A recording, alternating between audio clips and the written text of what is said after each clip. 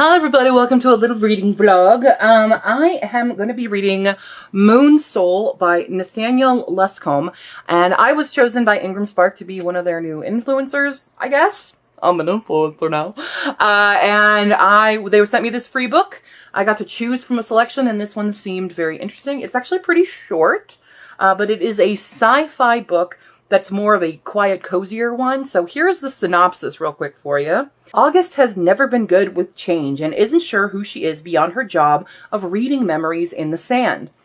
When she comes to the conclusion that she has to quit her job, she's left with an overwhelming sense of emptiness. What follows is the quiet chaos of a girl regaining control over her life on a small desert moon.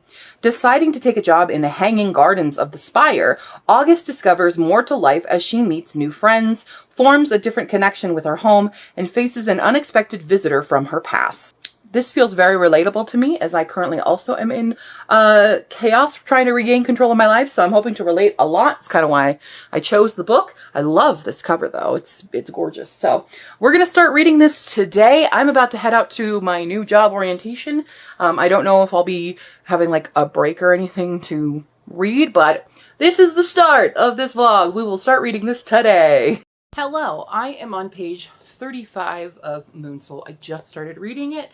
And it's because the spinner wheel told me, do some reading, so that's what I've done. I've already been at work. Work was only just orientation, so I didn't read anything there. And then stuff happened. So what I wanted to discuss, this is very literary sci-fi, is what I'm going to call this one.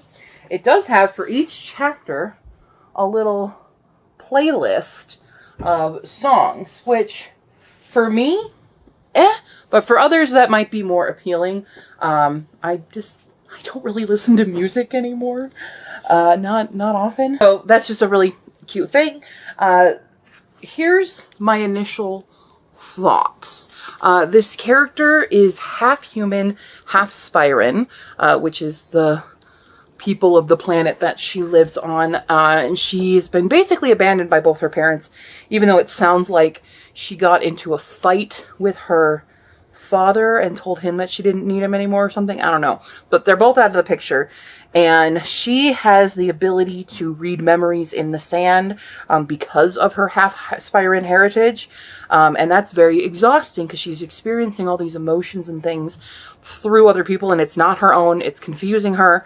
And she's kind of lost who she is. It's reading very angsty right now because she is so lost. But she likes to go up to the top of the spire and get the fresh air there, but also likes to strap herself into the harnesses that the gardeners use for the hanging gardens, which are kind of, ooh, if it'll focus, they're all over the top, all over the sides of the whole thing anyway. The other thing is we do get some of her journal entries. So it starts with a journal entry, and she's just feeling very, very lost into who she is and stuff. But my issue is she's 22. And I'm like, and the dedication to this is hurts me a little bit because it's dedicated to anyone feeling lost and alone in their 20s. And I'm like, I'm in my 30s and I feel lost and alone. So I guess this book isn't dedicated to me. Only for those in their 20s. Because this can happen at any age, y'all. So that's my one gripe. But otherwise, it's reading very angsty right now, but she's gone on sabbatical. She's really quit her job, but she got kind of overwhelmed by the response for that. So she's like, I'm going on sabbatical. And her therapist suggests for her to try some other jobs. Because what the community I like is that everybody contributes to life in the Spire in some way. So there's no like money or anything, but there is the guilt that if you're not contributing, then you're just wasting resources. And that's like, people understand everyone needs a break and go on sabbatical, but it's that mentality of like, no, I have to be contributing, that she's dealing with, which makes a whole lot of sense to me. But again, she's 22. I'm like, angry at the youths. Finally has just come up with the idea to apply to work for the Hanging Gardens. She has this experience with an artist who paints her while also making drinks with the paint. It's very interesting. 'Cause it's definitely not like paint like we have here. Again, this is an alien planet, and it makes her see herself too much. She doesn't like being perceived and things. There's a lot of really good lines in this that I'm finding. I wish I could tell you which one that I was like, oh, that hit hard. You know, there's been a few lines like that. So I do think this one is doing well with relatability overall. So that's as far as I am right now. I need to go spin my wheel and see if I'm still reading or not. I have a lot of stuff to do tonight before bedtime, before work. So we'll see how fast I read this. It is a pretty short book, but it definitely, I'm not going to say it reads slow, but it's like a book you take care with reading, if that makes any sense. But that's how I feel. Like, I don't want to just go and read the book. It's one you want to kind of sit with as you read. That's as far as I've gotten, at least within the first 35 pages. I'm on chapter 4, I think, right now. Yeah. So, that's how I feel. Hey, hi, hello. I have not had any time to read, but I just finished making my Hobbit apron for my costume that I'm currently working on, and I'm treating myself to reading the book for the rest of the night. That's my treat. Let's get reading, shall we? Hello, everybody. I am over halfway through this book now. Sorry for the weird angle. I am a little trapped. Just a little trapped by somebody. I have mixed feelings about this book, but in a good way. I do like this book so far. The journey is really nice. There's a lot. If I was an annotator, there would be a lot of highlighted lines in this book. There's a lot of really good relatable lines. But as I thought about this book a little bit more, because the reason I picked this one to be my first book from Ingram Spark as a reviewer is because I thought it would be really, really relatable. As someone who's going through a big transition right now, trying to find her footing and stuff, I think one of the issues I have with this book is that August, our main character, she kind of immediately finds the job that she wants, and immediately things start to become better for her. And so there wasn't really a lot of that turmoil that I was looking to relate to, of like her trying out a bunch of stuff to see where she fit. She kind of just immediately picked the thing she thought that she would like the most. And I feel like there should have been at least a little bit of a transition period from her taking the sabbatical to eventually quitting her old job into testing the waters of other things. And that probably would have made it a little bit more relatable to me overall. So it's kind of like almost a disappointment, like, girl, you haven't suffered. You don't know what it's like to be tossed and turned. Like, yeah, she's definitely experienced things because of her nature. And it's, you know, she's becoming very aware of how she's been used rather than, you know, actually part of the community.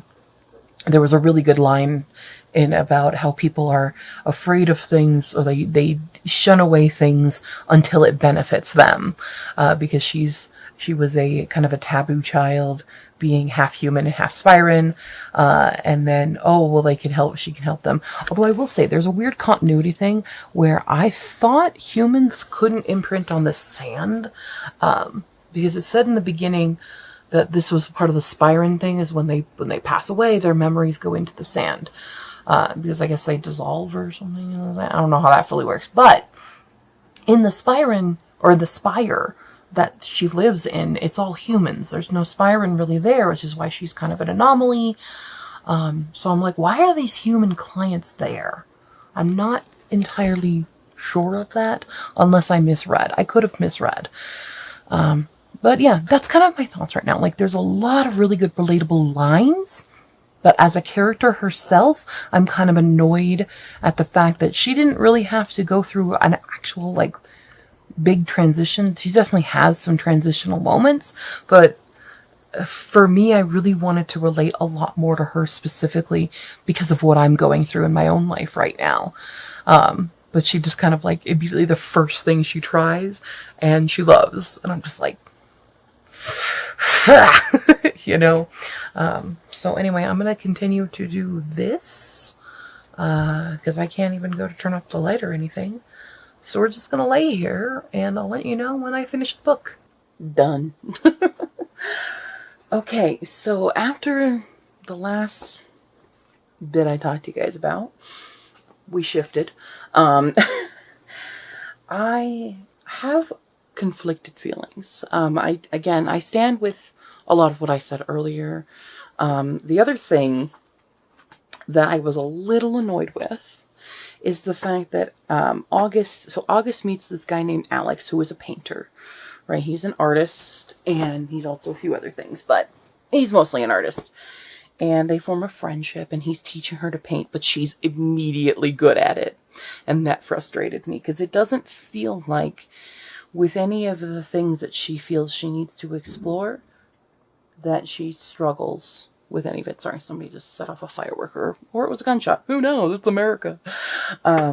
So those, like, personal struggles, like she immediately found the job that she loves. She immediately found this new hobby that she loves. She immediately picks up these new friends. And as someone going through things, that part was less relatable. Then there is the complicated relationship with her parents. And her mom shows back up. Her mom abandoned her, essentially. Her mom is the Spyran, the alien part of her, who got the call of the desert, right? And left her and her father, and then later her father left her. So she's been an abandoned person. That's why she has a lot of her anxiety and a lot of these issues. And honestly, Reed's very autistic in some points, especially where she talks about how she used to sit and people watch and mimic and try to learn how to behave from him. I'm like, oh, hi there, I recognize you. Recognize. So in that way, she's very relatable. But her mom suddenly comes back, and it's a trope that I'm not a fan of, and that's the trope of, but she's my family, she's my mom, I have to forgive her because she's my mom. And honestly, no, you don't have to. And her mom comes back and she's like, I want to mend things because I'm dying. And it's like, I kind of hate that as a motivator for people to suddenly decide to do good, to suddenly decide to be better because their time is nearing an end. And you had all the time in the world before that to fix things when you know you messed up, but you only think about it now when you're departing the world. So that's, depending on what type of person you are, take it or leave it. It does heal the things. I usually wish for more vindication when there's conflict like that. And personally, I didn't get it. I get August's personality and how it went the way it did.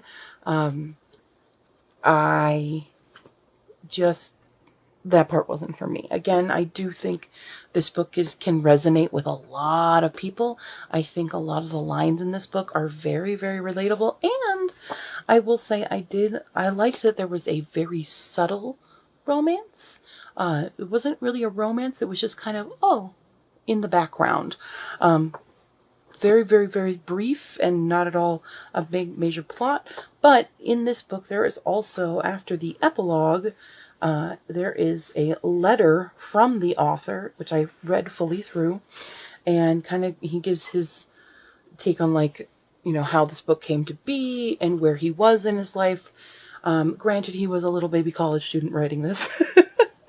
And me, who's been out of college for a long time, still kind of suffering the way that August suffers, is like, okay, not just people in their 20s in college go through this, my guy, but it's kind of a nice way to see where he came from. Apparently, he wrote this book in 4 days. Well, la-di-da-da. But yeah, and I really appreciated the letter, just to kind of explore a little bit more. I will say he's talked about how one phrasing that he does in this letter is talking about what August was seeking out, and I'm like, I don't think she sought out really anything. I think things just kind of happened to her, not necessarily her. The only thing she sought out was the new job and new friends, but it didn't really feel like it was her going, I must do the thing. It was just kind of like, okay, this is happening. So not necessarily the language I would use for it, but that's a very nitpicky thing. But yeah, if you're in need of kind of a literary style book, it's still sci-fi, but it's very light on the sci-fi. It's just an interesting planet. I will say, okay, I have a world building gripe. Why, in a planet that is prone to dust storms, would you have hanging gardens? Why would you not protect them in domes and things? Why are they all outside? Why? I want to know that, because then that part didn't click for me. If you're on this desert moon and you have these sandstorms, why would anything be outside? That doesn't make sense to me. Please answer me. Nathaniel, if you're listening, why?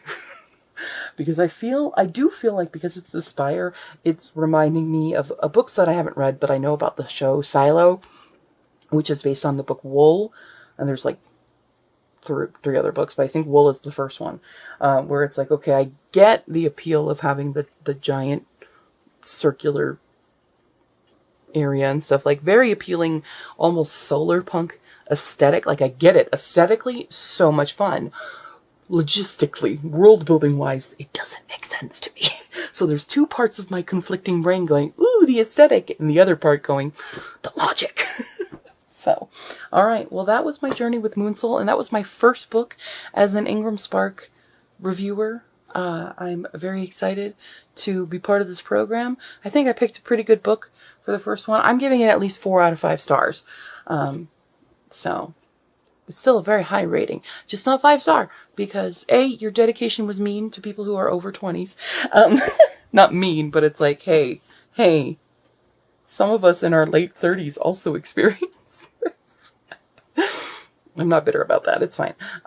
But yeah, definitely check it out if that sounds something. It's a very quick read. I probably would have been able to read this in a day had I had the time and not the craziness of my life right now. But yeah. Moonsoul by Nathaniel Luscombe. Check it out. Go get it. Bye.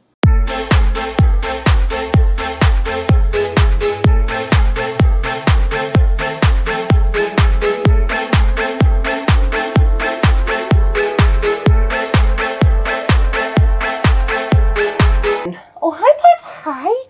You made it all the way back down here. Do you want to cuddle? Do you want to cuddle? Hold on. I have to let a dog. Oh, do you want to go under the desk? Because Lucy's not under there. That's just for Pies. There. Aw. Are you just going to be under the desk? Okay. You can